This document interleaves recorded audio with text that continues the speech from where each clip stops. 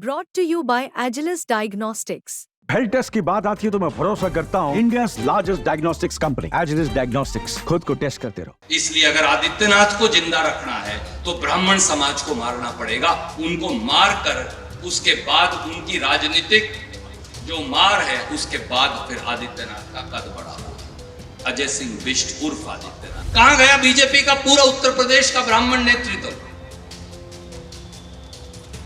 एक एक व्यक्ति से जाकर पूछ लीजिए, कानपुर पूछिए, बनारस पूछिए, लखनऊ पूछिए, मेरठ पूछिए, एक एक व्यक्ति को चुन चुनकर आदित्यनाथ ने मारा। एक एक व्यक्ति को चुन चुनकर चिन्हित करके पंडित जी बीजेपी के लोगों ने नकारा है। एक एक व्यक्ति को चुन चुनकर उनके नेतृत्व को समाप्त किया है। सच्ची यह है कि आज की भाजपा के बारे में दो लाइन सही हैं, कोई ऐसा सगा नहीं जिसे बीजेपी ने ठगा नहीं।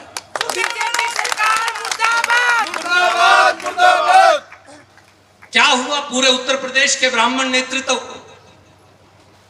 कहां गया बीजेपी का पूरा उत्तर प्रदेश का ब्राह्मण नेतृत्व? एक एक व्यक्ति से जाकर पूछ लीजिए, कानपुर पूछिए, बनारस पूछिए, लखनऊ पूछिए, मेरठ पूछिए, एक एक व्यक्ति को चुन चुनकर आदित्यनाथ ने मारा है। एक एक व्यक्ति को चुन चुनकर चिन्हित करके पंडित जी बीजेपी के लोगों ने नकारा है। एक एक व्यक्ति को चुन चुनकर उनके नेतृत्व को समाप्त किया है, क्योंकि सब जानते हैं कि नेतृत्व इस देश का सबसे बड़े प्रांत से आता है और वो उत्तर प्रदेश है। इसलिए अगर आदित्यनाथ को जिंदा रखना है तो ब्राह्मण समाज को मारना पड़ेगा। उनको मार कर उसके बाद उनकी राजनीतिक जो मार है उसके बाद फिर आदित्यनाथ का कद बढ़ा हुआ।